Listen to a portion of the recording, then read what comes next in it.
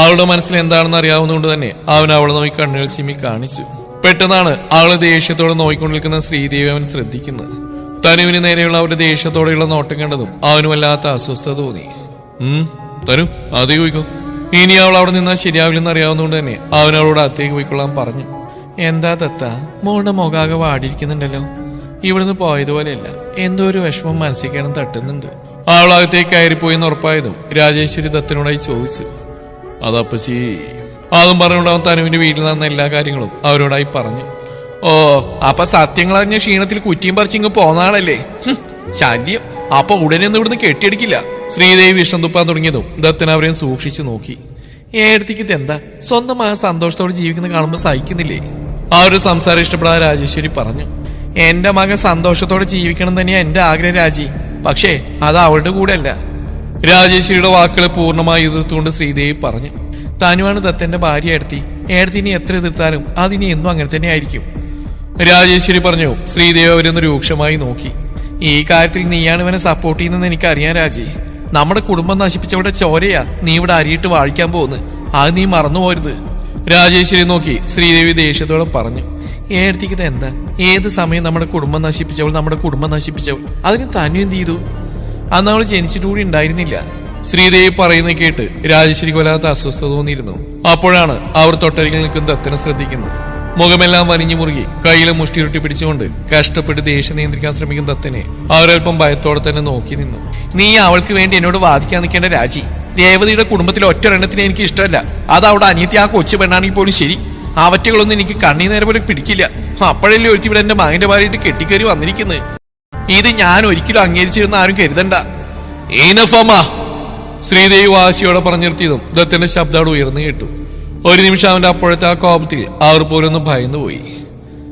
ദത്ത മോനെ, അവരെന്തോ പറയാൻ തുടങ്ങിയതും അവൻ കൈയെടുത്ത് അവരെ തടഞ്ഞു. ഇനി ഒരു അക്ഷരം പോലും അമ്മ അവളെ കുറിച്ച് പറയരുത്. അവൻ കൈയുയർത്തി അവരോടായി പറഞ്ഞു. അവർ അത്ഭുതത്തോടെ അവരെ നോക്കി നിന്നു. തെറ്റെന്റേതാ. പ്രണയിച്ച പെണ്ണിനെ പ്രതികാരത്തിന്റെ പേരും പറഞ്ഞ് ഇവിടെ കൊണ്ടുവന്ന് ദ്രോഹിച്ചതാ ഞാൻ ചെയ്ത തെറ്റ് തിരുത്താൻ ശ്രമിക്കുമ്പോ അമ്മ അവളെ വീണ്ടും ദ്രോഹിക്കാൻ ശ്രമിക്കുകയാണോ? അവൻ ദേഷ്യത്തോടെ ചോദിച്ചു. ശ്രീദേവി അവന്റെ ഭാവമാറ്റത്തിൽ പകച്ചുകൊണ്ട് അവനെ തന്നെ നോക്കി നിന്നു. എല്ലാം മറന്നേക്കമ്മ. രേവതി എന്ന സ്ത്രീ ചെയ്ത തെറ്റിന് അമ്മ ഇനി തനുവിനെ ദ്രോഹിക്കാൻ ശ്രമിക്കേണ്ട. അവളൊരു പാവ. അത് മനസ്സിലാക്കാൻ ഞാൻ കുറച്ച് വൈകിപ്പോയി. അല്ല, മനസ്സിലായിട്ടും പ്രതികാരത്തിന്റെ പേരിൽ ഞാനത് മറച്ചു വെച്ചു. പക്ഷെ ഇനി എനിക്കതിനെ കൊണ്ട് കഴിയില്ല. അവളെന്റെ ഭാര്യ, ഈ ദത്തന്റെ ആത്മാവിൽ അലിഞ്ഞവൾ. ഈ ജന്മവും ഇനിയുള്ള 7 ജന്മങ്ങളിലും അവൾ തന്നെയായിരിക്കും എന്റെ പാതി. ദത്തന്റെ നാവിൽ നിന്ന് വീഴുന്ന ഓരോ വാക്കുകളും ഞെട്ടലോടെ കേട്ടുകൊണ്ട് നിൽക്കുകയാണ് ശ്രീദേവി. അവന്റെ ആ ഭാവം അവർക്ക് അവിശ്വസനീയമായിരുന്നു. ഇത് അമ്മയോട് ഞാൻ നേരത്തെയും പറഞ്ഞിട്ടുള്ള, എന്നിട്ടും അമ്മ. അവൻ ദേഷ്യത്തോടെ പറഞ്ഞ് അവർ മുഖം കുനിച്ചു. അതുകൊണ്ട് ഇനി ഞങ്ങളെ പിരിക്കാനായിട്ടാരും ശ്രമിക്കണ്ട. അതിന് ശ്രമിക്കുന്നവരാരെയും ഈ ദത്തം വെറുതെ വിടില്ല. അവരിരുവരെയും മാറി മാറി നോക്കിക്കൊണ്ട് ഉറച്ച ശബ്ദത്തിൽ അവൻ പറഞ്ഞ ശേഷം ഗൗരവമാർന്ന മുഖത്തോടകത്തേക്ക് കയറിപ്പോയി. ഇപ്പൊ ഞാൻ പറഞ്ഞ എന്തായി ഏടത്തി? തനുമോളെ ദത്തം പൂർണ്ണമായിട്ടും സ്നേഹിച്ചു തുടങ്ങി. ഇനി ആവശ്യമില്ലാതെ അവരുടെ കാര്യങ്ങൾ കയറി ഇടപെടാനോ അവർ തമ്മിൽ പിരിക്കാനോ ശ്രമിച്ചാ ഏടത്തി തോറ്റുപോവുകയുള്ളൂ. അതുപോലെ വല്ലവരും ചെയ്ത തെറ്റിന്റെ പേരിൽ ആ കുഞ്ഞിനെ ദ്രോഹിക്കാൻ ശ്രമിക്കരുത്.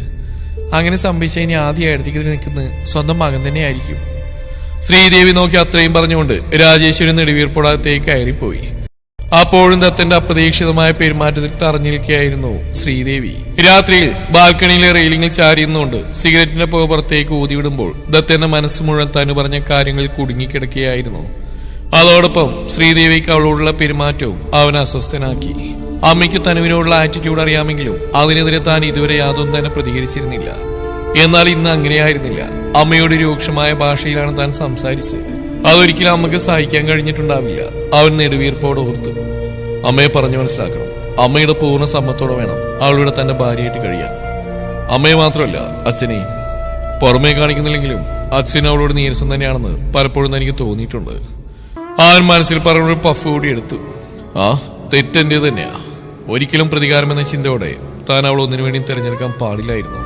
അവനതും ചിന്തിച്ചുകൊണ്ട് കയ്യിരുന്ന സിഗരറ്റ് നിലത്തേക്കിട്ടുകൊണ്ട് ചവിട്ടി അരച്ചു. ശേഷം ബാൽക്കണിയിൽ തന്നെ സെറ്റ് ചെയ്തിരിക്കുന്ന കെയിൻ സ്വിങ്ങിലേക്ക് ഇരുന്നുകൊണ്ട് അവൻ പതിയെ കണ്ണുകൾ അടച്ചു. എത്ര സമയം അങ്ങനെ ഇരുന്നു എന്നറിയില്ല. ഓരോരോ ചിന്തകളാൽ അവന്റെ മനസ്സാകെ അസ്വസ്ഥമായി കൊണ്ടിരുന്നു. പെട്ടെന്ന് തന്നെ മുന്നിൽ ആരോ നിൽക്കുന്ന പോലെ തോന്നിയതും അവൻ പെട്ടെന്ന് കണ്ണുകൾ വലിച്ചു തുറന്നു. മുന്നിൽ തന്നെ നോക്കിക്കൊണ്ട് നിൽക്കുന്ന തനുവിനെ കണ്ടതും അവനൊന്ന് പുഞ്ചിരിച്ചുകൊണ്ട് എഴുന്നേറ്റു. എന്താ തനു? അത് കഴിക്കാൻ വരാൻ പറഞ്ഞ അപ്പച്ചി. ആൾ പറഞ്ഞു കേട്ട് അവനും ചിരിച്ചു. താമ്പിക്കും, ഞാനൊന്ന് ഫ്രഷ് ആയിട്ട് വരാം. അവൻ പറഞ്ഞു ആളും തലകുലുക്കിക്കൊണ്ട് തിരിഞ്ഞടന്നു. തനു? പെട്ടെന്ന് അവൻ പിന്നിൽ നിന്ന് വിളിച്ചതും ആളൊന്ന് തിരിഞ്ഞു നോക്കി. ആളുടെ സംശയത്തോടെയുള്ള നോട്ടം കണ്ടതും അവനൊരു ദീർഘശ്വാസം എടുത്തുകൊണ്ട് ആളുടെ മുന്നിലേക്ക് നടന്നു വന്നിരുന്നു. അത് എന്റെ ഒരു കുഞ്ഞിന് ജന്മം നൽകാൻ തനിക്ക് സമ്മതമാണോ? യാതൊരു മുഖവരെയും കൂടാതെയുള്ള അവന്റെ ആ ചോദ്യത്തിൽ അവൾ പകപ്പോടെ അവനെ തന്നെ നോക്കി നിന്നുപോയി. ഇപ്പൊ ഇങ്ങനൊരു ആവശ്യം തന്നോട് പറയാൻ കാരണമുണ്ട്. ആളുടെ മുഖഭാവം കണ്ടത് അവൻ ഗൗരവത്തോടെ പറഞ്ഞു. പക്ഷെ അതിന്റെ പേരിൽ ഞാൻ തന്നെ നിർബന്ധിക്കില്ല. തനിക്ക് കഴിയുമെങ്കിൽ മാത്രം മതി. ആൾ നോക്കി അത്രയും പറഞ്ഞുകൊണ്ട് അവൻ തിരിഞ്ഞു വാഷ്റൂമിലേക്ക് കയറി. അപ്പോഴും അവൻ പറഞ്ഞ വാക്കിൽ തറഞ്ഞു നിൽക്കുകയായിരുന്നു തനു. രാത്രിയിൽ തനുവിന് ഉറങ്ങാനേ കഴിയുന്നുണ്ടായിരുന്നില്ല. ദത്തൻ പറഞ്ഞ കാര്യങ്ങൾ ഓർത്ത് അവളുടെ മനസ്സാകെ അസ്വസ്ഥമായിക്കൊണ്ടിരുന്നു. അവൾ കട്ടിൽ തിരിഞ്ഞു മറിഞ്ഞും കിടക്കാൻ തുടങ്ങി. എപ്പോഴും അവളുടെ കണ്ണുകൾ തന്റെ തൊട്ടരികിലായി കിടക്കുന്ന ദത്തിന്റെ നേർക്കൊന്ന് പാളി വീണു. കണ്ണിന് മുകളിലായി വലം കൈവച്ച് മറന്നു കിടക്കായിരുന്നു അവൻ. ഒരു നിമിഷം അവൾ അവനെ തന്നെ നോക്കിക്കിടന്നു. പിന്നീട് എപ്പോഴും അവൾ കട്ടിൽ നിന്ന് എഴുന്നേറ്റ് പതിയെ ബാൽക്കണിയിലേക്കുള്ള ഡോർ തുറന്ന് പുറത്തേക്കിറങ്ങിയതും തണുത്ത ശീതക്കാറ്റോടെ മുഖത്തേക്ക് വന്ന് തട്ടി. ഒരു നിമിഷം അതിന്റെ കുളിർമയിൽ അവൾ കണ്ണുകൾ മുറുക്കി അടച്ചു നിന്നു. ശേഷം ബാൽക്കണിയിലെ സോപാനത്തിലേക്ക് കയറിയിരുന്നുകൊണ്ട് അവൾ പുറത്തേക്ക് കണ്ണുകൾ നട്ടു. ആ നിമിഷം അവളിലേക്ക് വല്ലാത്തൊരു ആശ്വാസം നിറഞ്ഞു വന്നു. മനസ്സിൽ അടിഞ്ഞുകൂടിക്കിടക്കുന്ന ടെൻഷനെല്ലാം ഒഴിഞ്ഞു പോകുന്ന പോലെ അവൾക്ക് തോന്നി. പതിയെ അവൾ കാൽമുട്ടിലൂടെ കൈ ചുറ്റി പിടിച്ചുകൊണ്ട് മുഖം അവിടെ അമർത്തി വെച്ച് കിടന്നു. നിമിഷങ്ങൾക്കകം അവളുടെ കണ്ണുകൾ അടഞ്ഞു. പതിയെ അവൾ നിദ്രയെ പുൽകി. ഉറക്കത്തിനിടയിൽ എപ്പോഴോ തിരിഞ്ഞിടുന്നപ്പോഴാണ് ദത്തിന് തന്റെ അരികിൽ കിടന്ന ആളിനെ കാണുന്നില്ലെന്ന് മനസ്സിലായത്. അവൻ ഞെട്ടിലോടെ കട്ടിൽ നിന്ന് ചാടി എഴുന്നേറ്റ് ചുറ്റിനും നോക്കി. അപ്പോഴാണ് ബാൽക്കണി ഡോർ തുറന്നു കിടക്കുന്നവന്റെ ശ്രദ്ധയിൽപ്പെട്ടത്. അവൻ സംശയത്തോടെ നെറ്റിയൊളിച്ചിട്ട് അവിടേക്ക് നടന്നു. വാതിൽ കടന്ന് പുറത്തേക്ക് ഇറങ്ങിയപ്പോൾ തന്നെ മുട്ടിൽ മുഖം ഒളിപ്പിച്ചു വെച്ചുകൊണ്ട് ഇരുന്നുറങ്ങുന്ന പെണ്ണിന്റെ മുഖത്തേക്കാണ് അവന്റെ കണ്ണുകൾ പതിഞ്ഞത്. ഇവൾക്ക് അകത്ത് സ്ഥലമില്ലായിട്ടാണോ ഇവിടെ വന്നിരുന്ന് ഉറങ്ങുന്നു? അതും പറഞ്ഞുകൊണ്ട് അവനോട് അരികിലേക്ക് ചെന്ന് അവളെ തട്ടി വിളിച്ചു. തനു, ഏയ് തനു. അവൻ അവളുടെ തോൾ തട്ടി വിളിച്ചപ്പോഴേക്കും അവളൊന്ന് കുറുകിക്കൊണ്ട് കണ്ണുകൾ തുറന്നു. പെട്ടെന്ന് മുന്നിൽ നിൽക്കുന്ന ദത്തനെ കണ്ടതും അവളൊന്ന് പകച്ചു. പിന്നീടാണ് അവൾക്ക് സ്ഥലകാലബോധം വന്നത്. അവൾ പതിയെ സോപാനത്തിൽ നിന്ന് നിലത്തേക്ക് ഇറങ്ങി. താനെന്തിനാ ഇവിടെ വന്നിരുന്ന് തുടങ്ങുന്നത്? അകത്തേക്കും സ്ഥലമല്ലേ? അവൻ കുറച്ച് ഗൗരവത്തിൽ തന്നെ അവളോട് ചോദിച്ചു. അത് പിന്നെ ഞാൻ അവിടെ കിടന്നിട്ട് ഉറക്കം വന്നില്ല. അതാ കുറച്ച് സമയം ഇവിടെ വന്നിരിക്കാന്ന് കരുതിയത്. പക്ഷെ ഇവിടെ ഒന്ന് ഓരോന്ന് ആലോചിച്ചുകൊണ്ടിരുന്നപ്പോഴും അങ്ങനെ ഉറങ്ങിപ്പോയി. അവൾ ജാളിതോടെ പറഞ്ഞു. അവന്ന് പുഞ്ചിരിച്ചു. വാ, ഇവിടെ അങ്ങനെ അധികം സമയം ഇരിക്കണ്ട, നല്ല തണുപ്പുണ്ട്. അവൻ അതും പറഞ്ഞുകൊണ്ട് അവളെ കൂട്ടി അകത്തേക്ക് നടന്നു. റൂമിനകത്തേക്ക് കയറിയതും തന് നേരെ കട്ടിലേക്ക് പോയിരുന്നു. അപ്പോഴേക്കും ദത്തൻ വാതിൽ നോക്കിയതുകൊണ്ട് അവളുടെ അരിയിലേക്ക് വന്നു. ഞാൻ നേരത്തെ പറഞ്ഞ കാര്യം ഓർത്തുകൊണ്ടാണ് ഈ ടെൻഷനെങ്കിൽ അത് വേണ്ട. ഞാൻ പറഞ്ഞല്ലോ, ഒന്നിനും ഞാൻ തന്നെ നിർബന്ധിക്കില്ല. തനിക്ക് താല്പര്യമുണ്ടെങ്കിൽ മാത്രം മതി. എന്തായാലും താൻ എന്നെ അംഗീകരിച്ചറിയില്ലെങ്കിലും ഈ ജന്മം മുഴുവൻ എന്റെ ഭാര്യയായിട്ട് താൻ ഇവിടെ തന്നെ ഉണ്ടാവും. ഉറച്ച ശബ്ദത്തിൽ അവൻ പറഞ്ഞതും അവൾ മുഖമുയർത്തി അവനെ നോക്കി. ഞാൻ മനസ്സുകൊണ്ട് അംഗീകരിക്കാതെ ഇനി ഇങ്ങനെ ഒരു ആവശ്യം എന്നോട് പറയില്ലെന്നല്ലേ അന്ന് പറഞ്ഞ്? പിന്നെന്താ ഇപ്പൊ ഇങ്ങനെ ഒരു ചോദ്യം? ഒന്നും മടിച്ചുവെങ്കിലും അവൾ തന്നെ മനസ്സിൽ തോന്നിയ സംശയം അവനോടായി ചോദിച്ചു.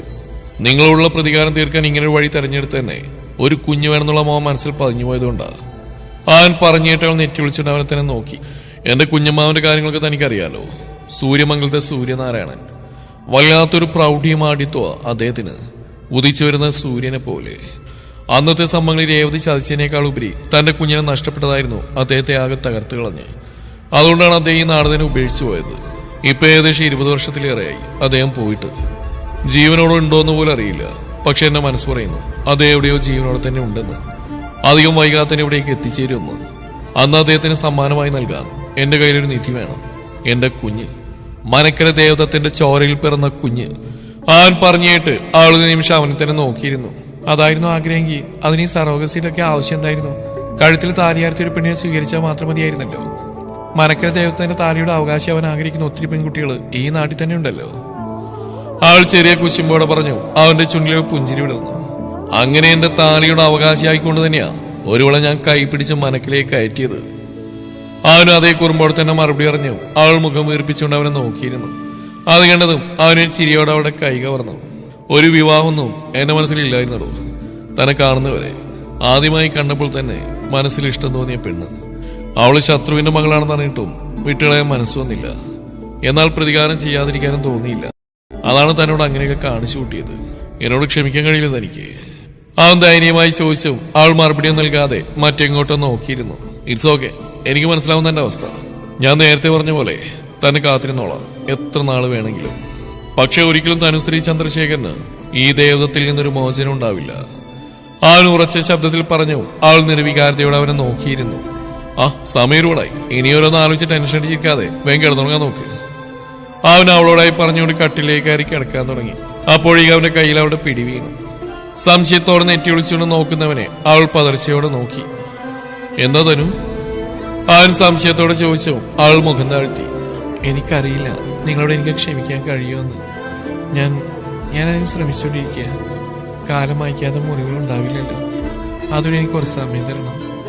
അവൾ പറഞ്ഞു കേട്ട് അവനൊരു പുഞ്ചിരിയോടെ അവളെ കവിളിലും തട്ടി. കിടന്നു. അത്രമാത്രം പറഞ്ഞുകൊണ്ട് അവനവളെ കട്ടിലേക്ക് ചായച്ച് കിടത്തി. ശേഷം അവനവളുടെ അരികിലായി കിടന്നുകൊണ്ട് അവൾ തന്നെ നെഞ്ചിലേക്ക് ചേർത്ത് പിടിച്ചു. ഒന്ന് വിറച്ചുപോയ തനു അവനിൽ നിന്ന് അകന്നു മാറാൻ ശ്രമിച്ചെങ്കിലും അവൻ അവളെ വിടാതെ മുറുക്കെ പിടിച്ചു.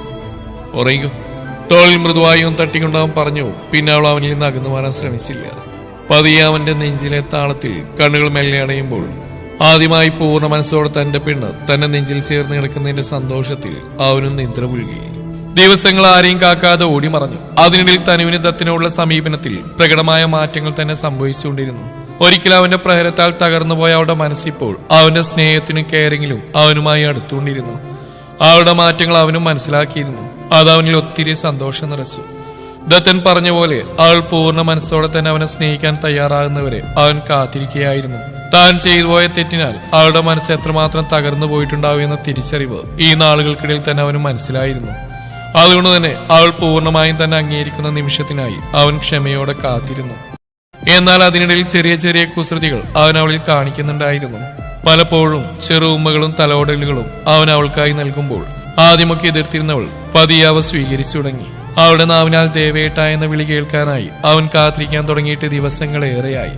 ഓരോ ദിവസം അവനെ കളിപ്പിച്ചുകൊണ്ട് മുങ്ങുമ്പോൾ അവന്റെ പരിഭവത്തോടെയുള്ള മുഖം അവളെ ഹരം കൊള്ളിച്ചു.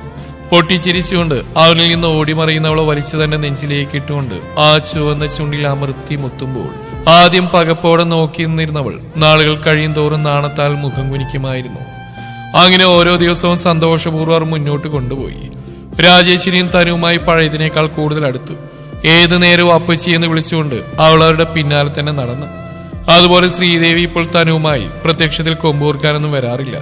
ദത്തിന്റെ അന്നത്തെ പ്രകടനത്തിന് ശേഷം അവനവരെ നല്ല രീതിയിൽ തന്നെ കാര്യങ്ങൾ പറഞ്ഞു മനസ്സിലാക്കിച്ചിരുന്നു. മകൻ പറഞ്ഞുകൊണ്ടോ അല്ലെങ്കിൽ ഇനിയും താൻ അവളെ ദ്രോഹിച്ചാൽ തന്റെ മകൻ തന്നിൽ നിന്ന് അകന്നു പോകുമോ എന്ന ഭയം കൊണ്ടോ എന്നറിയില്ല. ശ്രീദേവി ഇപ്പോൾ തനുവിനോട് ഒന്നിനും പോവാറില്ല. എന്ന് വെച്ച് അവളോടുള്ള അവരുടെ മനോഭാവത്തിൽ മാറ്റമൊന്നും സംഭവിച്ചിട്ടില്ല. രേവതിയുടെ രക്തമെന്ന നിലയിൽ അവളോട് ഇപ്പോഴും അവർക്ക് വെറുപ്പ് തന്നെയാണ്. അതേ മനോഭാവം തന്നെയായിരുന്നു രാജശേഖരന്. എന്നാൽ ദത്തിനെ ഓർത്ത് അയാൾ ഒന്നിലും ഇടപെട്ടിരുന്നില്ല. രേവതിയുടെ അവസ്ഥയാണിപ്പോൾ വളരെ പരിതാപകരമായി മാറിയത്. കുഞ്ഞു അവരോട് ഇടപഴകുന്ന പോലെ തന്നെ പെരുമാറിയിരുന്നെങ്കിലും തനുവിന്റെ അവഗണന ആ ഒരു വല്ലാത്തൊരു മാനസികാവസ്ഥയിൽ കൊണ്ട് എത്തിച്ചു. തനു വീട്ടിലേക്ക് പോകുമെങ്കിലും കുഞ്ഞുവിനെ കാണുകയും സംസാരിക്കുകയും ചെയ്യുന്നല്ലാതെ രേവതിയെ ഒരു നോട്ടം കൊണ്ടുപോലും അവൾ പരിഗണിച്ചിരുന്നില്ല. സ്വന്തം കുഞ്ഞിനെ താൻ തന്നെയാണ് കൊന്നതെന്ന അവരുടെ വാക്കുകൾ അവളെ അത്രത്തോളം തകർത്തിരുന്നു. അതവരെ പൂർണ്ണമായി അവഗണിക്കാൻ അവളെ പ്രേരിപ്പിച്ചിരുന്നു. അങ്ങനെ ദിവസങ്ങൾ മുന്നോട്ട് പോയിക്കൊണ്ടിരുന്നു. ഒരു ദിവസം ദത്തിന് ഓഫീസിൽ പോകാനുള്ള ഡ്രസ്സ് അയൺ ചെയ്തുകൊണ്ടിരിക്കുകയായിരുന്നു തനു. ഇപ്പോൾ ദത്തിന് വേണ്ട എല്ലാ കാര്യങ്ങളും ചെയ്തു കൊടുക്കുന്ന അവൾ തന്നെയായിരുന്നു. ആദ്യമൊക്കെ ചെറിയ മടി തോന്നിയിരുന്നെങ്കിലും പതിയെ അവളെല്ലാം സ്വയം ഏറ്റെടുത്തു. ദത്തിനും അത് തന്നെയായിരുന്നു ഇഷ്ടം. ദത്തിന് ഇഷ്ടപ്പെട്ട ഒരു വൈറ്റ് ഷർട്ടാണ് അവൾ അയൺ ചെയ്തുകൊണ്ടിരുന്നത്. അതിനിടയിൽ ഏതൊരു പാട്ടിന്റെ വരികൾ അവളുടെ ചുണ്ടിൽ തത്തിക്കളിക്കുന്നുമുണ്ട്. വാഷ്റൂമിൽ നിന്നും കുളി കഴിഞ്ഞിറങ്ങിയ ദത്തിന്റെ കണ്ണിൽ ആദ്യം പതിഞ്ഞത് ഈ ഒരു കാഴ്ചയായിരുന്നു. ഒരു മുണ്ടായിരുന്നു അവന്റെ വേഷം. തോളിലൂടെ ടവലിട്ട് അതിന്റെ ഒരു അറ്റം കൊണ്ട് മുടി തോർത്തിക്കൊണ്ടായിരുന്നു അവൻ ഇറങ്ങിയത്. അവനൊരു പുഞ്ചിരിയോടെ ടവൽ സ്റ്റാൻഡിലേക്ക് ഇട്ടുകൊണ്ട് അവളുടെ അരികിലേക്ക് നടന്നു. അയൺ ചെയ്ത ഷർട്ട് മടക്കി വെച്ച ശേഷം അയൺ ബോക്സ് ഓഫ് ചെയ്തുകൊണ്ടിരുന്നപ്പോഴാണ് പിന്നിലൂടെ രണ്ട് കൈകൾ തന്നെ പുണരുന്ന് തനു അറിഞ്ഞത്. ആദ്യമൊന്ന് പരിഭ്രമിച്ചെങ്കിലും പതിയെ അവളുടെ ചുണ്ടിലൊരു പുഞ്ചിരി വിടർന്നു. തനു നനഞ്ഞ തന്നെ മാറിയിലേക്ക് അവളെ ചേർത്ത് പിടിച്ചുകൊണ്ട് അവൻ ആർദ്രമായ ശബ്ദത്തിൽ വിളിച്ചതും അവൾ കണ്ണുകൾ മുറുക്കി അടച്ചുകൊണ്ട് പതിയെ ഒന്ന് മൂളി, ഐ ലവ് യു. പിൻകഴുത്തിൽ അമർത്തി മുത്തിക്കൊണ്ടവൻ അവളുടെ കാതിലായി പതിയെ മന്ത്രിച്ചതും അവളൊരു പുഞ്ചിരിയോടെ തല മാത്രം ചിരിച്ച് അവനെ ഒന്ന് നോക്കി. അവളുടെ നോട്ടം കണ്ട് അവൻ എന്താണെന്ന രീതിയിൽ പുരികമുയർത്തിയതും അവളുടെ ചുണ്ടിലൊരു കുസൃതി തെളിഞ്ഞു. ഓഫീസ് പോകാൻ നേരായി. കുസൃതി ചിരിയോടെ അവന്റെ കയ്യിൽ നിന്ന് കുതിരി മാറിക്കൊണ്ട് അവൾ പറഞ്ഞതും അതുവരെ വിടർന്നു നിന്നിരുന്ന അവന്റെ മുഖം ബലൂൺ പോലെ വീർത്തു വന്നു. ആരാണ് നിന്റെ സാറ്? ഞാൻ ഏത് സ്കൂളിലാണ് നിന്നെ പഠിപ്പിച്ചത്? ദേഷ്യത്തോടെ തന്നെ നേരെ ചിരിക്കൊണ്ട് വരുന്നവർ നോക്കി അവൾ നിൽച്ചാണിച്ചു കൊടുത്തു. ഇന്നുകൊണ്ട് ഞാൻ നിർത്തിത്തരാം നിന്റെ ഈ സാറ് വിളി, ഇങ്ങോട്ട് വാടി. അതും പറഞ്ഞുകൊണ്ട് അവനോടെ കയ്യിൽ പിടിച്ച് വലിച്ചു തന്നെ നെഞ്ചിലേക്ക് ചേർത്ത ശേഷം പതിയാ ചുണ്ടിലേക്ക് ചുണ്ടുകൾ ചേർക്കുമ്പോൾ അവളൊരു പിടപ്പോടെ അവനെ മുറുക്കെ പുണർന്നു. കാറ്റുപോലും കടക്കാനാവാത്ത വിധം അവളെ വരിഞ്ഞു മുറുക്കിക്കൊണ്ട് അവളുടെ ചുണ്ടിലെ തേർന്നു വരുമ്പോൾ ആ നിമിഷം പടിപ്പുര കഴിഞ്ഞൊരു കാറ് മനക്കല മുറ്റത്തേക്ക് വന്നിരുന്നു. മുറ്റത്ത് വന്നിരിക്കുന്ന കാറിന്റെ ശബ്ദം കേട്ടാണ് രാജേശ്വരി ഫ്രണ്ട് ഡോർ തുറന്ന് പുറത്തേക്ക് ഇറങ്ങിയത്. അപ്പോഴേക്കും കാറിന്റെ ഡ്രൈവിംഗ് സീറ്റിൽ നിന്നും ഏകദേശം 50 വയസ്സിന് മേൽ പ്രായമുള്ള ഒരു മധ്യവയസ്കൻ ഡോർ തുറന്ന് പുറത്തേക്ക് ഇറങ്ങി. അതുപോലെ കോ ഡ്രൈവിംഗ് സീറ്റിൽ നിന്നും 45 വയസ്സിന് മേൽ പ്രായമുള്ള ഒരു സ്ത്രീയും ഇറങ്ങി. വന്നവർ ആരാണെന്ന് മനസ്സിലാവാതെ രാജേശ്വരി പുറത്തേക്ക് ഇറങ്ങി വന്നു. ആരാ? രാജേശ്വരി അവരുടെ അരികിൽ ചെന്നോട് ചോദിച്ചു. ഇത് മിസ്റ്റർ രാജശേഖരന്റെ വീടല്ലേ? അതെ, നിങ്ങളാരാ? ആ മധ്യവയസ്കന്റെ ചോദ്യത്തിന് മറുപടി എന്നോട് രാജേശ്വരി തിരികെ ചോദിച്ചു. അത് ഞങ്ങള് ആരെന്തോ പറയാൻ തുടങ്ങിയപ്പോഴാണ് അകത്തുനിന്ന് ശ്രീദേവി പുറത്തേക്ക് ഇറങ്ങി വന്നത്. ശ്യാമേ! അയാളുടെ ഒപ്പം നിൽക്കുന്ന സ്ത്രീയെ നോക്കി ശ്രീദേവി ഉറക്കെ വിളിച്ചുകൊണ്ട് വന്നു. ആ സ്ത്രീ അവരെ മുറുകെ പുണർന്നു. ശ്യാമേ, എത്ര നാളായിടി കണ്ടിട്ട്, നീ ആളാകെ മാറിപ്പോയി. നിനക്ക് സുഖാണോടി? സുഖം. നിനക്കോ ശ്രീ? സുഖം. എന്നാലും ശ്യാമേ, കഴിഞ്ഞ ദിവസം കൂടി നമ്മൾ ഫോണിൽ സംസാരിച്ചല്ലേ, എന്നിട്ട് ഇങ്ങോട്ട് വരുന്ന കാര്യത്തെക്കുറിച്ച് നീ ഒരു സൂചന പോലും തന്നില്ലല്ലോ.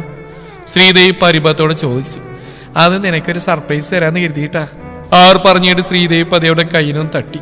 അവർ പരസ്പരം സ്നേഹപ്രകടനങ്ങൾ നടത്തിക്കൊണ്ടിരുന്നു. അപ്പോഴും രാജേശ്വരി ഇവിടെ എന്താ നടക്കുന്നതെന്നറിയാതെ പകപ്പോടെ നിൽക്കുകയായിരുന്നു. ഇവിടെ തന്നെ ഇങ്ങനെ സംസാരിച്ചുകൊണ്ട് നിൽക്കാൻ രണ്ടുപേരും അകത്തേക്ക് കയറി വാ. ശ്രീദേവി അവർ രണ്ടുപേരെ അകത്തേക്ക് ക്ഷണിച്ചു. ഒരു മിനിറ്റ് ശ്രീ, മോളുകൂടെ ഉണ്ട്.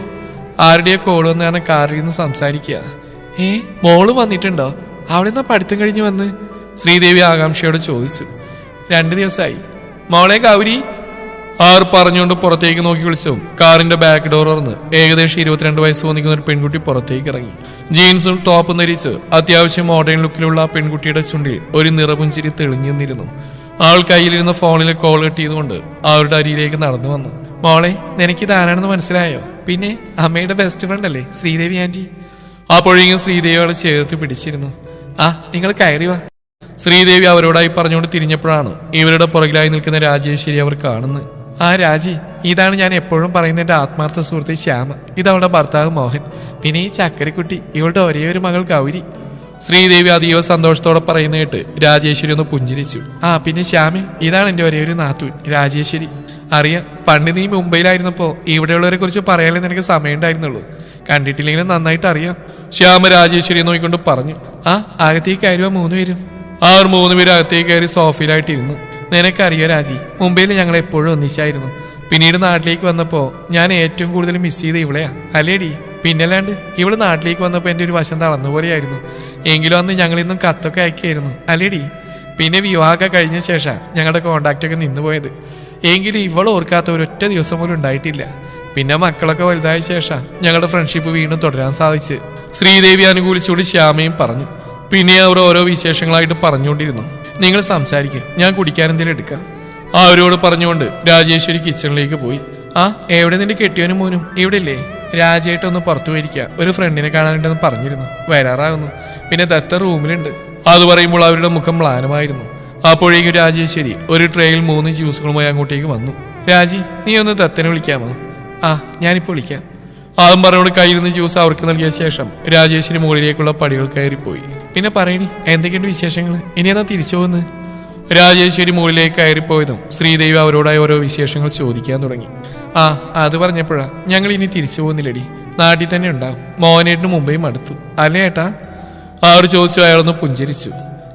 അതൊരു നല്ല കാര്യമാണല്ലോ ശ്യാമി. എന്തായാലും എനിക്ക് സന്തോഷമായി. ഇനി എന്നും നിന്നെ കാണാലോ. ശ്രീദേവി സന്തോഷത്തോടെ അവരോടായി പറഞ്ഞു. പിന്നെ അവർ ഓരോ വിശേഷങ്ങളായി പറഞ്ഞുകൊണ്ടിരുന്നു. വിശേഷം ഓരോന്നായി പറയുമ്പോഴും ശ്രീദേവിയുടെ കണ്ണുകൾ ഗൗരിയിൽ തന്നെ പതിഞ്ഞുകൊണ്ടിരുന്നു. അവരുടെ വിടർന്ന കണ്ണുകളും കുഞ്ഞു മുഖവുമെല്ലാം അവർ വല്ലാതെ ആകർഷിച്ചുകൊണ്ടിരുന്നു. എന്തോ ഒരു നിരാശ അവരിൽ വന്ന് മൂടി. പഠിത്തം കഴിഞ്ഞ സ്ഥിതിക്ക് മോളിനി എന്ത് ചെയ്യാനാ പ്ലാന്? പെട്ടെന്ന് ശ്രീദേവി ഗൗരിയെ നോക്കിക്കൊണ്ട് ശ്യാമയോടായി ചോദിച്ചു. നീ അത് ചോദിച്ചപ്പോഴോ ഓർത്ത്, മോൾക്ക് ഇവിടെ നിങ്ങളുടെ കമ്പനിയിൽ ജോലിയായിട്ടുണ്ട്. അതുകൂടി കൊണ്ടാ ഞങ്ങളിപ്പോ നാട്ടിലേക്ക് തന്നെ വന്ന്. നേരാണോ? അത് വലിയ കാര്യമാണല്ലോ. അവർ പറഞ്ഞു കേട്ട് ശ്രീദേവി സന്തോഷത്തോടെ പറഞ്ഞു. ഇവള് കേരളത്തിൽ വന്നിട്ടില്ലാത്തതുകൊണ്ട് തന്നെ ഇവിടെ ആരെയും പരിചയമില്ലല്ലോ, അതുകൊണ്ട് ജോലിക്ക് പോകുന്ന കാര്യം അത് ഭയങ്കര ടെൻഷനില്ല. ശ്യാമ പറഞ്ഞിട്ട് ശ്രീദേവി അവളെ നോക്കി. അതെന്തിനാ മോളെ ടെൻഷൻ? അവിടെ ദത്തനുണ്ടല്ലോ, ആന്റി പറഞ്ഞോളാം അവനോട്. എല്ലാം പഠിച്ചെടുക്കുന്നവരെ അവൻ മോളെ ഹെൽപ്പ് ചെയ്യും. അവര് പറഞ്ഞു. അവളൊന്ന് പുഞ്ചിരിച്ചു. പിന്നെ അവർ ഓരോ കാര്യങ്ങളായി പറഞ്ഞുകൊണ്ടിരുന്നു. ഈ സമയം ദത്തിനെ വിളിക്കാനായി മുകളിലേക്ക് കയറിപ്പോയ രാജേശ്വരി ദത്തിന്റെ റൂമിന് മുമ്പിൽ ചെന്ന് പതിയെ വാതിൽ മുട്ടി. തനുവിനെ ചേർത്ത് പിടിച്ച് അവളുടെ ചുണ്ടിലെ തേൻ നുകർന്നുകൊണ്ടിരുന്ന ദത്തൻ വാതിലിൽ ആരോ തട്ടുന്ന ശബ്ദം കേട്ടതും ഞെട്ടിലോടെ മുഖമുയർത്തി നോക്കി. തനുവും ഞെട്ടിപ്പോയിരുന്നു. അവൾ അവനിൽ നിന്ന് അകന്നു മാറാൻ ശ്രമിച്ചെങ്കിലും അവൻ അവൾ ഒന്നുകൂടി ചേർത്ത് പിടിച്ചു. തുടങ്ങിയൊന്നും പാതിൽ നിർത്തുന്ന സ്വഭാവം എനിക്കില്ല. അതും പറഞ്ഞുകൊണ്ട് അവൻ വീണ്ടും അവളുടെ ചുണ്ടിലേക്ക് ചുണ്ടുകൾ ചേർക്കാൻ തുടങ്ങിയതും വാതിൽ വീണ്ടും മുട്ടുന്ന സൗണ്ട് കേട്ടു. അതോടൊപ്പം രാജേശ്വരിയുടെ ശബ്ദവും. ഈ അപ്പച്ചി ചെയ്തുകൊണ്ടിരുന്ന പ്രവൃത്തി തടസ്സപ്പെട്ടതിന്റെ ഈർഷ്യയോടെ അവൻ അവളിൽ നിന്ന് അകന്നു മാറി വാതിൽ തുറക്കാനായി മുന്നോട്ട് നടന്നു. അവന്റെ കട്ടായം കണ്ടതും തനുവിന് ചിരി വന്നു പോയിരുന്നു. മോളധികം കിണിക്കണ്ട, ഇതിന്റെ പലിശയും മുതലും ചേർത്ത് ചേട്ടൻ നല്ലപോലെ തരുന്നുണ്ട്. അവളുടെ ചിരി കണ്ടതും തിരിഞ്ഞടക്കുന്നതിനിടയിൽ അവൻ വിളിച്ചു പറയാൻ മറന്നില്ല. എന്താ അപ്പച്ചി? വാതിൽ തുറന്ന് മുന്നിൽ നിൽക്കുന്ന അപ്പച്ചിയോടായി അവൻ ഗൗരവത്തോടെ ചോദിച്ചു. ദത്ത, താഴെ അടുത്തിയുടെ ഫ്രണ്ട് ഫാമിലി വന്നിട്ടുണ്ട്, നിങ്ങളൊന്ന് താഴേക്ക് വാ. ഫ്രണ്ടോ? അമ്മയുടെ ഏത് ഫ്രണ്ടാ അപ്പച്ചി? അത് പണ്ട് മുംബൈയിലുണ്ടായിരുന്ന മോനെ, ഇടയ്ക്ക് വെച്ച് കോണ്ടാക്ട് ഒക്കെ നിന്നിരുന്നത്രേ. ഇപ്പൊ വീണ്ടും ഒത്തുകൂടി. നോക്കിക്കാണെങ്കിൽ രണ്ടുപേരും വേഗം വാ. അവര് അതുമാരോട് താഴേക്ക് ഇറങ്ങിപ്പോയി. എന്താ ദേവേട്ടാ? അപ്പച്ചി പോയതും തനുവന്റെ അരികിലേക്ക് വന്നുകൊണ്ട് ചോദിച്ചു. അമ്മയുടെ ഏതോ ഫ്രണ്ടും ഫാമിലി വന്നിട്ടുണ്ടെന്ന്, നമ്മൾ കാണണമെന്ന് പറഞ്ഞു. നീ വാ. അവൻ അതും പറഞ്ഞുകൊണ്ട് അവളുടെ കൈയും പിടിച്ച് താഴേക്ക് ഇറങ്ങി. ദത്തിനും തനും താഴേക്ക് ചെല്ലുമ്പോൾ ശ്രീദേവി രാജേശ്വരി അവരോട് ഓരോ വിശേഷങ്ങൾ സംസാരിച്ചുകൊണ്ടിരിക്കുകയായിരുന്നു. ഗൗരി ഒരു ഫോൺ വന്ന കാരണം പുറത്തേക്ക് ഇറങ്ങിപ്പോയിരുന്നു. ദത്തൻ വന്നല്ലോ. മോനെ, ഇതാണ് അമ്മയുടെ പഴയ കൂട്ടുകാരി ശ്യാമ, ഇതവളുടെ ഭർത്താവ് മോഹൻ. ഒരു മകൾ കൂടിയുണ്ട് ഗൗരി, പുറത്തുനിന്ന് ഫോൺ ചെയ്യാ. ശ്രീദേവി അവർ പരിചയപ്പെടുത്തിയതും തനുവിന്റെ മനസ്സിൽ ആദ്യം വന്നത് ഒരിക്കൽ ദത്തിനോട് തന്റെ കൂട്ടുകാരിയുടെ മകൾ നിനക്ക് വേണ്ടി വിവാഹം ആലോചിച്ചു എന്ന് പറഞ്ഞ ശ്രീദേവിയുടെ വാക്കുകളായിരുന്നു. നിനക്കുള്ള പെൺകുട്ടി ഞാൻ കണ്ടെത്തി കഴിഞ്ഞു. എന്റെ കൂട്ടുകാരി ശ്യാമയുടെ ഒരേ ഒരു മകൾ ഗൗരി. ആ കുട്ടി ലണ്ടനിൽ MBA ചെയ്യുക. 6 മാസം കൂടി കഴിഞ്ഞ അവളുടെ കോഴ്സ് കഴിയും. അവൾ നാട്ടിലേക്ക് വന്ന ആ നിമിഷം നിങ്ങൾ വിവാഹം നടത്തണം. ഞാൻ അവർക്ക് വാക്കുകൊടുത്തു കഴിഞ്ഞു. അവരുടെ ആ വാക്കുകൾ മനസ്സിൽ വീണ്ടും വീണ്ടും അലയടിക്കുന്ന പോലെ തനുവിന് തോന്നി. അവൾ അസ്വസ്ഥതയോടെ മുഖം കുനിച്ചു. ആ നിമിഷമാണ് ദത്തന്റെ കൈകൾ അവളുടെ തോളിലമർന്നത്. I am always be yours. ഒപ്പം അവന്റെ വാക്കുകൾ കൂടി ചെവിയിൽ പതിച്ചു. അവളുടെ ചുണ്ടിൽ അറിയാത്തന്നെ ഒരു പുഞ്ചിരി വിടർന്നു. അവൾ കണ്ണുകൾ വിടർത്തിക്കൊണ്ട് അവനെ നോക്കിയതും അവൻ അവളെ നോക്കിയൊന്ന് കണ്ണു ചിമ്മി കാണിച്ചു കൊടുത്തു. അല്ല ശ്രീ, ഇതേതാ ഈ കുട്ടി? ആ നിമിഷമാണ് ശ്യാമയുടെ സംശയത്തോടെയുള്ള ചോദ്യം ആ മുറിയാകെ അലയടിച്ച്. അതെന്താ അങ്ങനെ ചോദിച്ചത്? ഇവളെന്റെ നെഞ്ചിലിങ്ങനെ ചേർന്ന് നിൽക്കുമ്പോൾ തന്നെ അറിയില്ലേ ഇവളെന്റെ ആരാണെന്ന്? ആരൊരു ചിരിയോടെ ചോദിച്ചു. അവർ സംശയത്തോടെ ശ്രീദേവിയും ദത്തിനെയും മാറി മാറി നോക്കി. ശ്രീദേവി മുഖം കുനിച്ചിരിക്കുകയായിരുന്നു. ഒരിക്കൽ ദത്തിന് വേണ്ടി താൻ ഗൗരിമോളെ ആലോചിച്ചതായിരുന്നു. താനും ശ്യാമയും കൂടി അന്ന് ഏതാണ്ട് വാക്ക് പറഞ്ഞ് ഉറപ്പിക്കുകയും ചെയ്തിരുന്നു. പിന്നീടാണ് ഈ പ്രശ്നങ്ങളൊക്കെ ഉണ്ടായതും താനും ഈ കുടുംബത്തിലേക്ക് വന്ന് കയറിയതും. അന്നത്തെ അവസ്ഥയിലാണെന്നും ശ്യാമയെ അറിയിക്കാൻ തോന്നിയിരുന്നില്ല. പക്ഷേ ഇപ്പോൾ തനു ദത്തിന്റെ ഭാര്യയാണെന്ന് അറിയുമ്പോൾ അവൾ എങ്ങനെ പ്രതികരിക്കുമെന്നറിയില്ല. ഒരുപക്ഷെ ഈ ഫ്രണ്ട്ഷിപ്പ് പോലെ അവൾ അവസാനിപ്പിച്ചു എന്ന് വരാം. അവർ അസ്വസ്ഥതയോടെ മുഖം കുനിച്ച് തന്നെ ഇരുന്നു. ആന്റി ആലോചിച്ച് ബുദ്ധിമുട്ടണ്ട, ഞാൻ തന്നെ പറയാം ഇവളെന്റെ ആരാണെന്ന്. അതും പറഞ്ഞുകൊണ്ട് അവൻ തനുവിനെ ഒന്നുകൂടി തന്നിലേക്ക് ചേർത്ത് പിടിച്ചു. She's Tanushree Devadathan, my wife. ഉറച്ച ശബ്ദത്തിലുള്ള അവന്റെ വാക്കുകൾ ഒരു ഇടിമുഴക്കം പോലെ തന്നെയാണ് ആ മുറിയിലാകെ അലയടിച്ച്. ശ്യാമയും മോനും ഞെട്ടിലോടെയാണ് അവന്റെ വാക്കുകൾ കേട്ടത്. അവൻ സംശയത്തോടെ ശ്രീദേവിയെ നോക്കിയപ്പോൾ അവർ മുഖം കുനിച്ചിരിക്കുകയായിരുന്നു. എന്നാൽ ആ നിമിഷമാണ് ഫോൺ ചെയ്തിട്ട് അകത്തേക്ക് കയറി വന്ന ഗൗരി അവരെ കാണുന്നത്. അറിയാത്തന്നെ അവളുടെ കയ്യിലിരുന്ന ഫോൺ നിലത്തേക്ക് വീണുപോയി. ശബ്ദം കേട്ട് തിരിഞ്ഞു നോക്കിയ ദത്തൻ വാതിക്കൽ നിന്നുകൊണ്ട് തന്നെ നോക്കി തറഞ്ഞു നിൽക്കുന്ന ഗൗരിയെ കണ്ടതും ഒരു നിമിഷം പകച്ചുപോയി. അറിയാത്തന്നെ തനുവിന്റെ തോളിലിരുന്ന് അവന്റെ കൈകളയഞ്ഞു. ഗൗരി. മന്ത്രണം പോലെ ദത്തന്റെ നാവിൽ നിന്ന് വീണ അവളുടെ നാമം അടുത്തുനിന്ന് തനുവിന്റെ ചെവിയിൽ വ്യക്തമായി പതിഞ്ഞു. അവൾ സംശയത്തോടെ അവനെ നോക്കിയപ്പോൾ അവന്റെ കണ്ണുകൾ ഗൗരിയിൽ തന്നെ തറഞ്ഞു നിൽക്കുകയായിരുന്നു. ഗൗരി അവരെ നോയിക്കൊണ്ട് നിലത്ത് വീണ ഫോൺ കയ്യിലേക്ക് എടുത്തു. ശേഷം ഒന്നും മിണ്ടാതെ ശ്യാമയുടെ അരിയിലേക്ക് പോയിരുന്നു. എത്ര നാളായി നിങ്ങളുടെ കല്യാണം കഴിഞ്ഞിട്ട്? അല്പസമയത്തിന് ശേഷം മോഹൻ ദത്തിനോടായി ചോദിച്ചു. അതെങ്കിൽ ഇപ്പൊ ഒരു 8 മാസം കഴിഞ്ഞു. അത് പറയുമ്പോൾ അവന്റെ കണ്ണുകൾ ഗൗരിയിൽ തന്നെയായിരുന്നു. ഗൗരി ആവട്ടെ അവനെയോ മറ്റാരെയോ നോക്കുപോലും ചെയ്യാതെ മുഖം കുനിച്ചിരിക്കുകയാണ്. ഓ. അതും പറഞ്ഞുകൊണ്ട് അയാൾ ശ്യാമയെ നോക്കി. അവരാ സമയം ശ്രീദേവിയെ നോക്കിയിരിക്കുകയായിരുന്നു. ശ്യാമയ്ക്ക് ശ്രീദേവിയുടെ എന്തൊക്കെയോ ചോദിക്കണമെന്നുണ്ടായിരുന്നു. പക്ഷേ സന്ദർഭം അനുചിതമായതുകൊണ്ട് തന്നെ അവരൊന്നും മിണ്ടാതെ മൗനം പാലിച്ചു. അപ്പോഴേക്കും പുറത്തു വരുന്ന രാജശേഖരൻ തിരികെ വന്നു. പിന്നീട് അയാളും മോഹനും തമ്മിലായി സംസാരം. അവരോടൊപ്പം ദത്തനും കൂടി. ശ്യാമ ശ്രീദേവിയും കൂട്ടി പുറത്തേക്ക് ഇറങ്ങി. രാജേശ്വരിയും തനും കൂടി ഗൗരിയോട് എന്തൊക്കെയോ ചോദിച്ചുകൊണ്ടിരുന്നു. ഗൗരി അതിനൊക്കെ മുക്കിയും മൂളിയും മറുപടി പറഞ്ഞുകൊണ്ടിരുന്നു. അപ്പോഴേക്കും ദത്തന്റെ കണ്ണുകൾ ഗൗരിയിൽ പാറി വീഴുന്ന വ്യക്തമായി തന്നെ കാണുന്നുണ്ടായിരുന്നു. അവളുടെ കണ്ണുകൾ കൂർത്തു. അവളിൽ എന്തൊക്കെയോ സംശയങ്ങൾ ഉടലെടുത്തു. എന്താ ഇത് ശ്രീ? നീയല്ലേ പറഞ്ഞ മോളി MBA പഠനം കഴിഞ്ഞു വന്ന ഉടനെ തന്നെ ദത്തിനായിട്ടുള്ള വിവാഹം നടത്തണമെന്ന്. എന്നിട്ട് പാവം വേറെ വിവാഹം കഴിച്ചെന്നോ? എന്നിട്ട് നീ ഇതിനെപ്പറ്റി ഒരു വാക്കുപോലിനോട് പറഞ്ഞില്ലല്ലോ. നിന്നെ കാണുന്നതോടൊപ്പം മക്കളുടെ വിവാഹം കൂടി ഉറപ്പിക്കാൻ വേണ്ടിയായിരുന്നു ഞങ്ങൾ ഇന്ന് തന്നെ ഇങ്ങോട്ട് പുറപ്പെട്ട്. ശ്രീദേവിയുടെ കൈയും പിടിച്ച് ഗാർഡനിലേക്ക് കൊണ്ടുപോയ ശ്യാമ ചുറ്റിനും ആരുമില്ലെന്ന് ഉറപ്പുവരുത്തിക്കൊണ്ട് അവരോടായി ദേഷ്യത്തോടെ ചോദിച്ചു. അവരുടെ ചോദ്യം കേട്ടതും ശ്രീദേവി അവരെ ദയനീയമായി നോയിക്കൊണ്ട് അടുത്ത് കിടന്ന സ്റ്റോൺ ബെഞ്ചിലേക്ക് ഇരുന്നു. എന്റെയും ആഗ്രഹം തന്നെയായിരുന്നു ശ്യാമി. ഗൗരി മോൾ എന്റെ മരുമകളാക്കണമെന്ന് ഞാൻ ഒത്തിരി ആഗ്രഹിച്ചിരുന്നു. പക്ഷെ എല്ലാം തകർത്തത് അവളെ ഒറ്റ ഒരുത്തിയ തനുശ്രീ. അവൾ എന്റെ മോന്റെ ജീവിതത്തിൽ നിന്ന് ഒഴിഞ്ഞു പോകാതെ കടിച്ചു തൂങ്ങി കിടക്കുക, ഒരു ഒഴിയാബാധ പോലെ. അവർ ദേഷ്യത്തോടെ പല്ലിയരിച്ചുകൊണ്ട് പറഞ്ഞു. ശ്യാമ അവരെ സംശയത്തോടെ നോക്കി. നീ എന്തൊക്കെയാ ശ്രീ പറയുന്നത്? എനിക്കൊന്നും മനസ്സിലാവുന്നില്ല. അവർ അതേ സംശയത്തോടെ തന്നെ ചോദിച്ചു. എന്റെ ശ്യാമ എന്റെ മോനെ അവളെ ഇഷ്ടപ്പെട്ട് കല്യാണം കഴിച്ചൊന്നല്ല. അവളുടെ കുടുംബത്തോടുള്ള പ്രതികാരത്തിന് വേണ്ടി അവളുടെ കഴുത്തിൽ വെറുതെ ഒരു താലി കെട്ടി, അത്രയേ ഉള്ളൂ. ശ്രീദേവി നിസ്സാരമായി പറഞ്ഞു. ശ്യാമ അവരെ നെറ്റി വിളിച്ചുകൊണ്ട് നോക്കി നിന്നു. ശ്രീദേവി പറയുന്നൊന്നും അവർക്ക് മനസ്സിലാവുന്നുണ്ടായിരുന്നില്ല. നിനക്ക് ഞാൻ പറഞ്ഞൊന്നും മനസ്സിലായിട്ടില്ലെന്ന് എനിക്കറിയാം, ഞാൻ വിശദമായിട്ട് തന്നെ പറഞ്ഞുതരാം. ആദ്യം പറഞ്ഞുകൊണ്ട് ദത്തൻ ധനുവിനെ കല്യാണം കഴിക്കാനിടയായ സാഹചര്യം മുഴുവൻ ശ്രീദേവി ശ്യാമയോട് വിശദീകരിച്ചു കൊടുത്തു. എന്നാൽ അതിൽ 1-2 ഭാഗങ്ങൾ അവർ ഒളിച്ചു വെച്ചിരുന്നു. ദത്തന്റെ ചോരയിൽ പിറക്കുന്ന ഒരു കുഞ്ഞിനു വേണ്ടിയാണ് ധനുവിനെ അവൻ വിവാഹം കഴിച്ചെന്ന കാര്യവും ദത്തനെ അവളെ ശാരീരികമായി ഉപദ്രവിച്ച കാര്യവും അവരവരിൽ നിന്ന് മറച്ചു വെച്ചു. അതിനു പിന്നിൽ അവർക്ക് മറ്റു ഗൂഢമായ ലക്ഷ്യങ്ങളുണ്ടായിരുന്നു. അപ്പൊ സൂര്യന്റെ ജീവിതാർത്ഥി ഈ പെണ്ണിന്റെ ചെറിയമ്മയായിരുന്നോ? എല്ലാം കേട്ടുകഴിഞ്ഞ് അവർ ആശ്ചര്യത്തോടെ ചോദിച്ചു. അതെ, അവളോടുള്ള പ്രതികാരത്തിന് വേണ്ടിയാ ദത്തിനെ ഇവളെ വിവാഹം കഴിച്ച് കൊണ്ടുവന്ന്. ഇവളെ വെച്ച് രേവതിയെ വേദനിപ്പിക്കണം ഒറ്റ ലക്ഷ്യം മാത്രമേ ഉണ്ടായിരുന്നുള്ളൂ അവന്. അതിനുവേണ്ടി പേരിനൊരു താലിയിട്ട്. പക്ഷെ ഇപ്പൊ അവൾ അട്ടയെ പോലെ അവനോട് ഒട്ടി നിൽക്കുക, ഇറങ്ങി പോകാൻ പറഞ്ഞിട്ട് പോലും പോകുന്നില്ല. ആ ഒരു ദേഷ്യത്തോടെ പല്ലിയരിച്ചുകൊണ്ട് പറഞ്ഞു. ഒരിക്കൽ എന്റെ ഏട്ടന്റെ ജീവിതം അവളുടെ ചെറിയമ്മ നശിപ്പിച്ച പോലെ ഇനി എന്റെ മോന്റെ ജീവിതം അവൾക്ക് നശിപ്പിക്കണം. അതിനുവേണ്ടിയാ അവൾ എന്റെ കുഞ്ഞിനെങ്ങനെ വിടാതെ പിടിച്ചു വെച്ചിരിക്കുന്നത്. നാശം പിടിച്ചവള്. ശ്രീദേവിയുടെ വാക്കുകളിൽ തരുവിനോടുള്ള എല്ലാ വെറുപ്പും തെളിഞ്ഞിരുന്നു. അങ്ങനെ ഒട്ടി നിൽക്കാൻ വരുമ്പോ ദത്തനെന്തിനാ അതിനെ അനുവദിക്കുന്നത്? അവന് താല്പര്യമില്ലെങ്കിൽ അവനെ അവളെ ഇറക്കി വിട്ടൂടെ? പേരിനൊരു താലികെട്ടിയ ബന്ധം മാത്രമേ അവർ തമ്മിലുള്ളൂ. നിയമപരമായിട്ട് അവർ വിവാഹം കഴിച്ചിട്ട് കൂടിയില്ല. പിന്നെന്താ പ്രശ്നം? അവനോട് പറയും അവളെ വീട്ടിൽ കൊണ്ടാക്കാൻ. അല്ലെങ്കിൽ തന്നെ ആരാ ചോദിക്കാൻ വരുന്നത്? ശ്രീദേവി പറഞ്ഞു കേട്ട് ശ്യാമ ദേഷ്യത്തോടെ പറഞ്ഞു. എന്നാൽ ശ്യാമയോട് അതിന് എന്ത് മറുപടി എന്നറിയാതെ നിൽക്കുകയായിരുന്നു ശ്രീദേവി.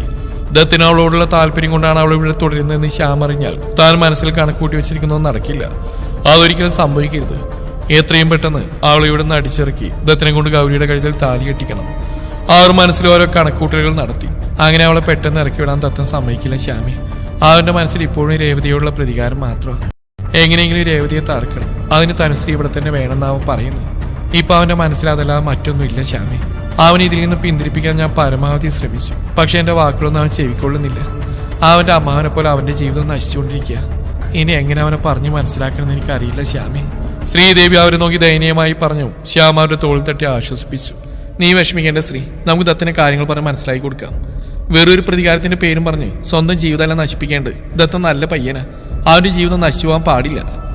മനസ്സിലെന്തോ തീരുമാനിച്ചുറപ്പിച്ചുകൊണ്ട് ശ്യാമ പറഞ്ഞു. താൻ വിചാരിച്ച പോലെ കാര്യങ്ങൾ നടക്കുന്നതിന്റെ സന്തോഷത്തിൽ ശ്രീദേവി അവരെ നോക്കിയൊന്ന് പുഞ്ചിരിച്ചു. നീ വാ, നമുക്കിപ്പൊ തന്നെ അവനോട് സംസാരിക്കാം. അത് വേണ്ട ശ്യാമേ, ഇപ്പൊ അവൾ ഇവിടെ ഇല്ലേ?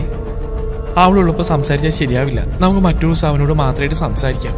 എന്നാലേ അവന് കാര്യങ്ങളുടെ സീരിയസ്നെസ് മനസ്സിലാവൂ.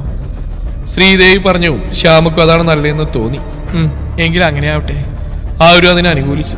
പിന്നെ അവർ അവിടെ ഇരുന്ന് തനുവിനെതിരെയുള്ള പല നീക്കങ്ങൾ ആസൂത്രണം ചെയ്തു. ശേഷം മനസ്സിൽ പല കണക്കൂട്ടലുകളുമായി അവർ അകത്തേക്ക് നടന്നു. അന്ന് ഉച്ചവരെ അവർ അവിടെ തന്നെ ഉണ്ടായിരുന്നു. ഉച്ചക്ക് ഊണും കഴിഞ്ഞിട്ടാണ് അവർ തിരികെ പോയത്. പോകുന്നതിനിടയിൽ പലതവണ ശ്യാമ ശ്രീദേവിയുടെ വാക്കും കേട്ട് തനുവിനെ കുത്തി നോവിക്കാൻ ഓരോന്ന് പറയുന്നുണ്ടായിരുന്നു. എങ്കിലും അവൾ അതൊന്നും മൈൻഡ് ചെയ്തില്ല. അല്ലെങ്കിൽ തന്നെ ശ്രീദേവിയുടെ കൂട്ടുകാരിൽ നിന്നും അവൾ അതിൽ കൂടുതലൊന്നും പ്രതീക്ഷിച്ചിരുന്നില്ല. അതുകൊണ്ട് തന്നെ അവൾ അതൊന്നും ബാധിച്ചില്ല. എന്നാൽ ആ നിമിഷങ്ങളിലൊക്കെയും അവളുടെ മനസ്സ് നിറയെ ദത്തനും ഗൗരിയുമായിരുന്നു. ഭക്ഷണം കഴിഞ്ഞ് എല്ലാവരും ഇറങ്ങിയതിന് പിന്നാലെ തന്നെ ഓഫീസിലേക്കെന്നും പറഞ്ഞ് ഇറങ്ങിയതാണ് ദത്തൻ. ഗൗരിയെ പരിചയമുണ്ടോ എന്ന് അവനോട് ചോദിക്കാനുള്ള അവസരം പോലും തനുവിന് കിട്ടിയിരുന്നില്ല. അവൾ ഓരോന്ന് ഓർത്തുകൊണ്ട് തന്റെ മുറിയിലേക്ക് നടന്നു. പടികൾ കയറാൻ തുടങ്ങിയതോ പിന്നിൽ നിന്നും ശ്രീദേവിയുടെ ശബ്ദം കേട്ടു. അവളൊന്ന് തിരിഞ്ഞു നോക്കി. അധികം വൈകാൻ തന്നെ കെട്ടും പാണ്ടും എല്ലാം എടുത്തുകൊണ്ട് ഇവിടുന്ന് പടിയിറങ്ങാൻ തയ്യാറായിക്കോ നീ. ഇപ്പൊ ഇവിടെ വന്നിട്ട് പോയ പെൺകുട്ടിയെ കണ്ടല്ലോ, അവളാ ഗൗരി, എന്റെ ഭാവി മരുമകള്, എന്റെ ദത്തിന് വേണ്ടി ഞാൻ കണ്ടെത്തിയ പെണ്ണ്. അവർ പറഞ്ഞു കേട്ട് അവളുടെ നെഞ്ചിൽ എന്തോ ഒരു വേദന തിങ്ങി നിറഞ്ഞു. അവള് നിന്നെ പോലെ കണ്ട ചതുപ്പിൽ നിന്ന് വന്നോന്നല്ല, കോടിക്കണക്കിന് സ്വത്തുക്കളുടെ ഒരേ ഒരു അവകാശി അവള്. അതുപോലെ ലണ്ടനിൽ നിന്ന് MBA കഴിഞ്ഞ് വന്നിരിക്കുന്ന പെൺകുട്ടി. എന്തുകൊണ്ട് എന്റെ ദത്തിന് ചോദിച്ച പെണ്ണ്?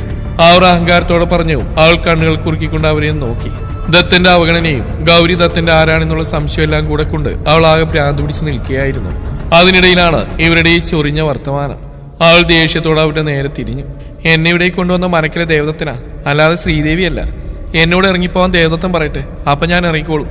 അല്ലാതെ ശ്രീദേവി തമ്പുരാട്ടിയുടെ ഭീഷണി കേട്ടാണെന്നും ഈ തനുശ്രീ ഭയപ്പെടുന്നു കരുതണ്ട, കേട്ടല്ലോ. അവരുടെ അടുത്തേക്ക് ചേർന്ന് നിന്നുകൊണ്ട് രൂക്ഷമായ സ്വരത്തിൽ അവൾ പറഞ്ഞതും അവരൊന്ന് പതറി. എങ്കിലും വിട്ടുകൊടുക്കാൻ അവരും തയ്യാറായിരുന്നില്ല.